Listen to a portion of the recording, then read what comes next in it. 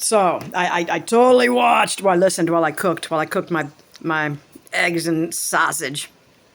I watched the day 300 for Carnivore UK, Healthy Carnivore UK, and I'm listening to her talk, and I'm just thinking, right, and I love her dedication. I'm sure many people were like, this woman's just completely insane. Why does she gotta be so strict on her? Somebody, you don't get it. I get it.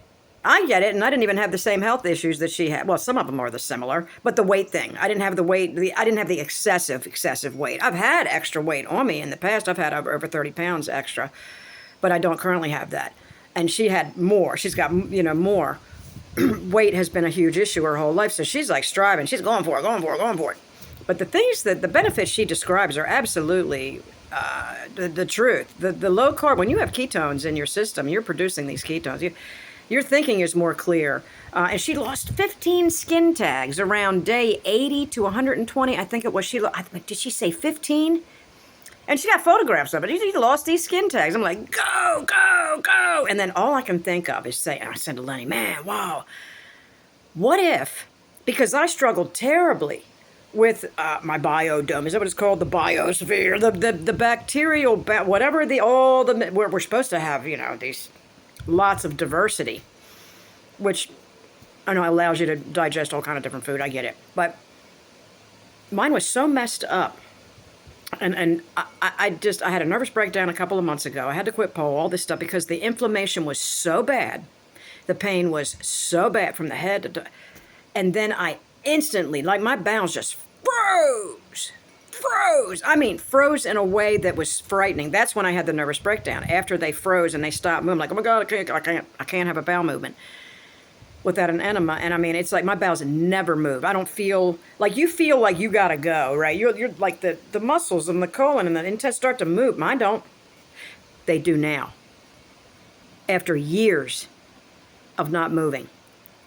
And what I did was, I asked my girl who muscle tests for various things, because not your fucking guru, Lise, says to me multiple times in the past year and a half, Garan. Well, first she was like, Triphala, which is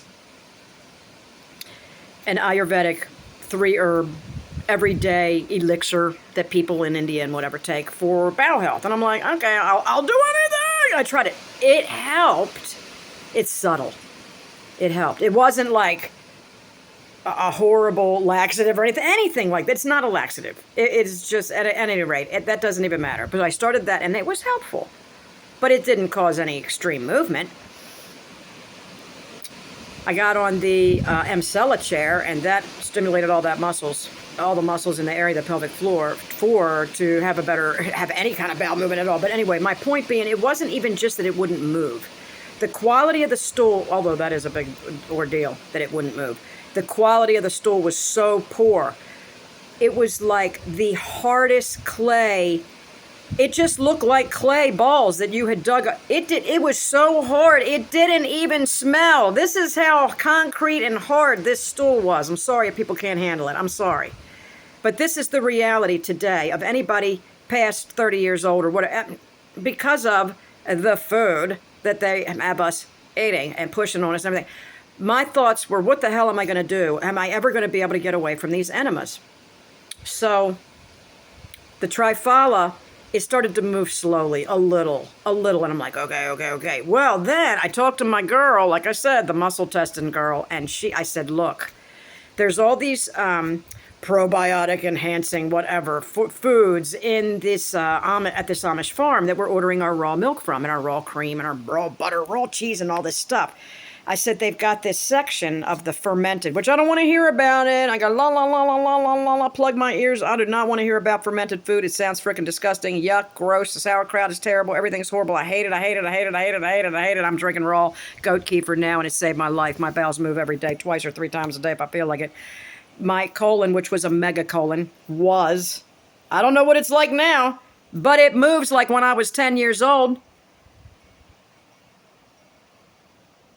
I hung my enema bucket up. It is like what? I wrapped it up and put it back in the cabinet. Now, this isn't just short-lived. This has been going on for a month now. I'm drinking 4 ounces of raw goat kefir every day, and after about the 3rd week, it kicked in. And then I upped it to 8 ounces a day. And I'm like, boom, boom. So my thoughts, and I'm looking at Sarah UK, and I'm going, the slowness of the weight loss, and the hair. She's always going, my hair's thin, my hair's thin. She didn't say anything about her hair in the 300-day carnivore career, but it's a thing.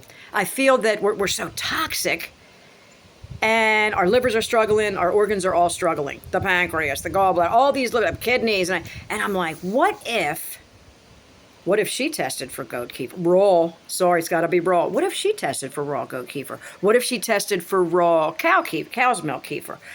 I'm going to ask my girl whether Sarah UK likes it or not. I'm going to ask my girl. my secret, she's just shy of a guru.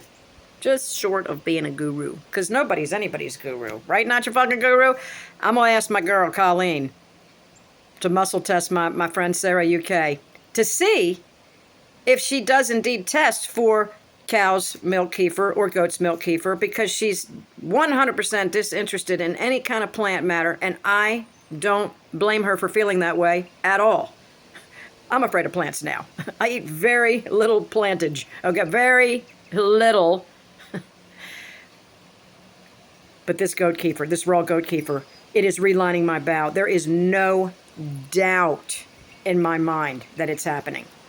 So, it was a little hard at first, but it's not that big of a deal. And my taste changed. It tasted yucky at first, like, oh my God, this is horrifying. It tasted like soda with a goat cheese finish. I'm like, but I was so messed up that I didn't allow my body to gag or anything. I'm like, nope.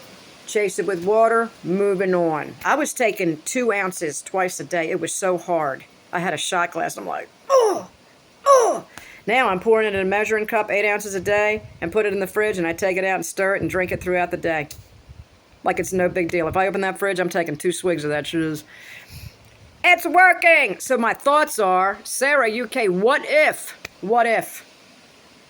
you just needed a raw goat kefir bath on the inside of your intestines for a month or two? What if? I said, Lenny, what if that was the case and she did it, and then suddenly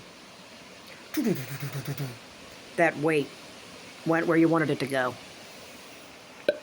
You know what I'm saying? I'm going, what if I'm right? I might be right. I'm gonna get my girl to muscle test you, Sarah, and see.